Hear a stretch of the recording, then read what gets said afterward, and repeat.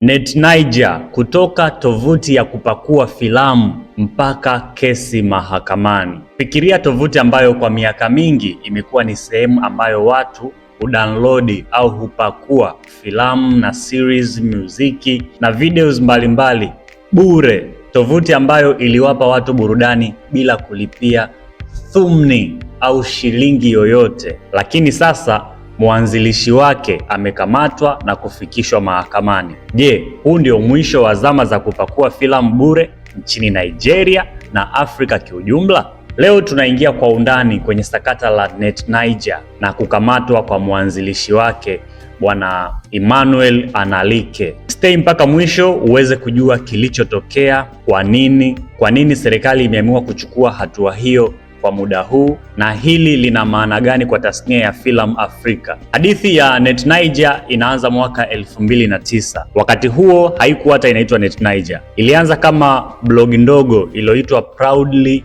Boys. Iliendeshwa na kundi la vijana wa Nigeria waliokuwa na ujuzi wa teknolojia, akiwemo Emmanuel Analike. Baadaye mwaka 2011 blog hiyo ilibadilishwa jina na kuitwa netniger.com. Taratibu ilianza kukua. Mwanzoni walikuwa wanaposti muziki na habari za burudani, lakini kadiri muda ulivyozidi kupita, wakazidi kuongeza baadhi ya content na wakazifikia filamu, jambo ambalo liliwavutia watu wengi. Hivyo basi wakaanza kuupload filamu na series mbalimbali, watu wakawa wanapakua bure. Na NetNiger ilijulikana kwa kitu kimoja muhimu sana. Walikuwa wanapunguza size za filamu ili iwe rahisi kupakua hata kama internet yako ipo slow na MB zinakuwa ni chache. Hii ilifanya watu wengi wa Nigeria, hata Afrika nzima, kuitegemea website hii. Kwa muda mfupi zaidi, NetNiger ilikuwa moja ya tovuti maarufu zaidi kwa ajili ya Nollywood,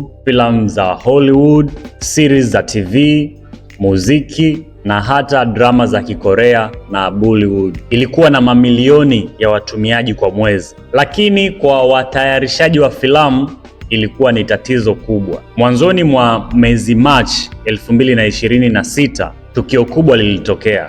Mamlaka ya hakimiliki Nigeria, Nigerian Copyright Commission, ilimkamata mwanzilishi wa NetNiger Emmanuel Analike. Alifikishwa katika mahakama kuu ya shirikisho mjini Abuja mbele ya Jaji Selemani Limani, na mashtaka yake yalikuwa ni makubwa. Kulingana na sheria mpya ya hakimiliki ya Nigeria ya mwaka 2022, Analike alitumiwa kwa kwanza kumiliki nakala za kazi zilizoibiwa kisheria, ikiwemo filamu, muziki na kazi za video. Pili, kusambaza na kuziweka mitandaoni kazi hizo bila ruhusa ya wamiliki wa kazi hizo. Kwa lugha rahisi, serikali ya Nigeria inasema kwamba NetNiger walikuwa wakisambaza kazi za wanamuziki na wasanii wengine bila ridhaa yao. Analike alikana mashtaka yote mahakamani. Mawakili wake waliomba apewe dhamana ili awe nje wakati kesi hiyo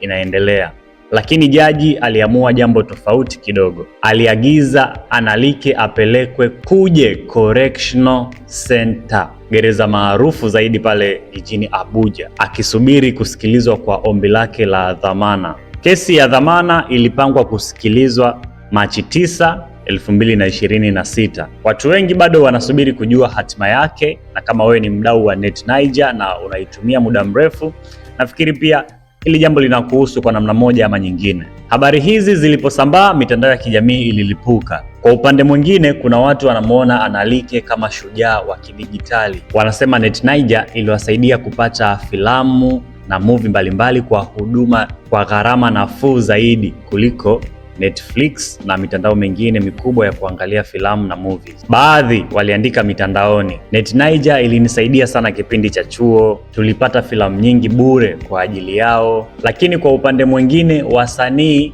wa filamu walifurahi sana kukamatwa kwa Analike Emmanuel, wakidai kwamba kwao tovuti kama NetNiger zimekuwa zikisababisha hasara kubwa sana. Baadhi ya waigizaji wakubwa wa Nollywood wamesema kwa miaka mingi walikuwa wakipoteza fedha nyingi kutokana na privacy ya kazi zao. Hivyo basi kukamatwa kwa mwanzilishi wa NetNiger wanaona ni haki. Hivyo basi Nigeria mjadala umeibuka na umekuwa mkubwa sana.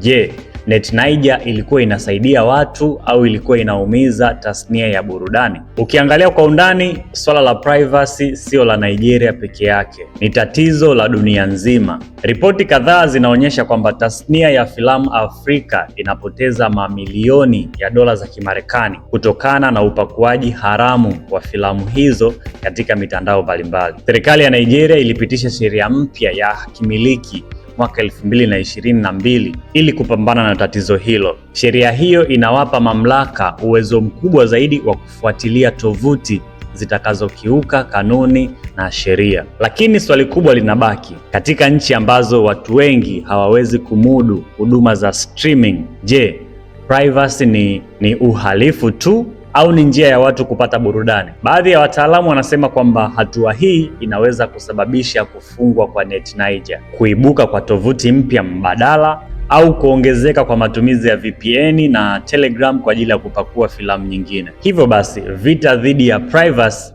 ndio kwanza vinaanza, havimalizwi leo. Kwa kifupi, safari ya NET-Niger ni safari ya ajabu, kutoka kuwa blog ndogo mwaka 2009 hadi kuwa tovuti maarufu zaidi ya kupakua filamu Afrika miaka hii ya sasa hivi 2026. Je, tovuti hii inapaswa kufungwa kabisa au inawasaidia watu wengi akiwemo wewe?